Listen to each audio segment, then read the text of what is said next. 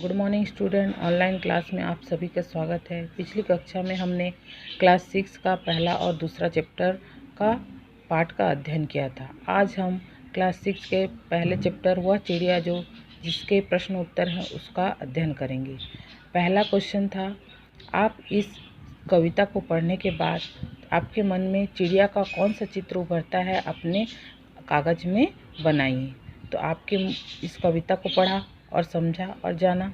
उसके बाद आपके मन में यह कविता को पढ़ने के बाद कौन सा एक सुंदर चित्र उभरता है आप अपनी हिंदी कॉपी में लिखिएगा।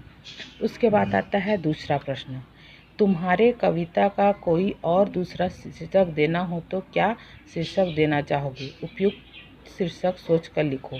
तो इसका उत्तर होगा, मैं इस कविता का शीर्षक नीले पंखों वाली चिड़िया देना चाहूँगी या चाहूँगा। लड़कियां लिखेंगी चाहूँगी और लड़के लिखेंगे चाहूँगा।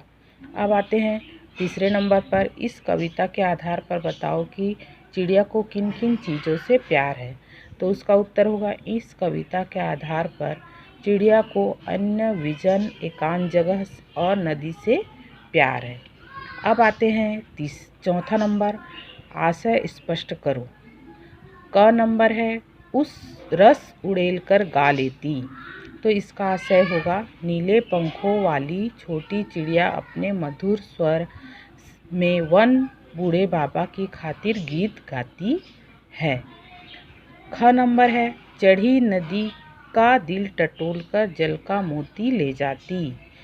इसका आशय होगा, नीले पंखों वाली प्यारी छोटी सी चिड़िया विशाल सागर से बिना डर के जल रूपी मोती अपनी चोंच में भरकर लाती है।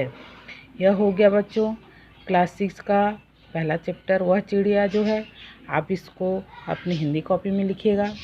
अब आते हैं हम क्लास 6 का सेकंड चैप्टर बचपन। हमने पाठ का अध्ययन तो पहले ही कर चुका है। अब हम प्रश्न उत्तर पर आते हैं। तो सबसे पहला प्रश्न है, लेखिका बचपन में इतवार की सुबह क्या क्या काम करती थी।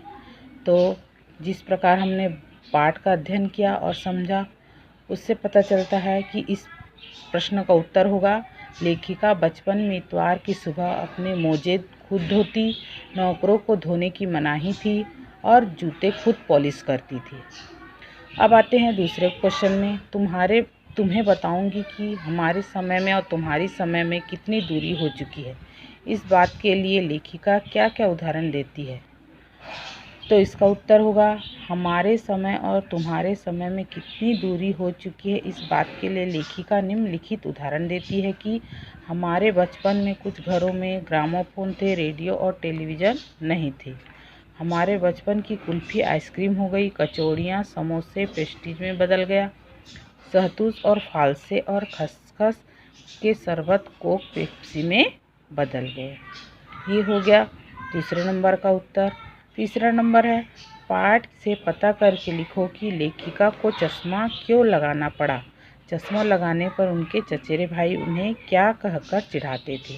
तो इसका उत्तर होगा, लेखिका को चश्मा इसलिए लगाना पड़ा क्योंकि लेखिका दिन की रोशनी को छोड़कर रात को टेबल लैंप के सामने काम करती थी और चश्मा लगाने पर उनके चचेरे भाई उन्हें आँख पर चश्मा लगाया ताकि सूझे दूर की, यह नहीं लड़की को मालूम सूरत बनी लंगूर की कहकर चिढ़ाते थे। अब आते हैं चौथे नंबर पर, लेखिका बचपन में कौन कौन सी चीज़ें मज़ा लेकर खाती थी, उनमें से प्रमुख फलों के नाम लिखो। तो इसका उत्तर होगा, लेखिका बचपन में चॉकलेट, चना, अनारदाने का चूर्ण मज़ा लेकर खाती थी और लेखिका अपनी कहानी में कुछ प्रमुख फल भी खाती थी जिसके नाम हैं काफल और कसमल।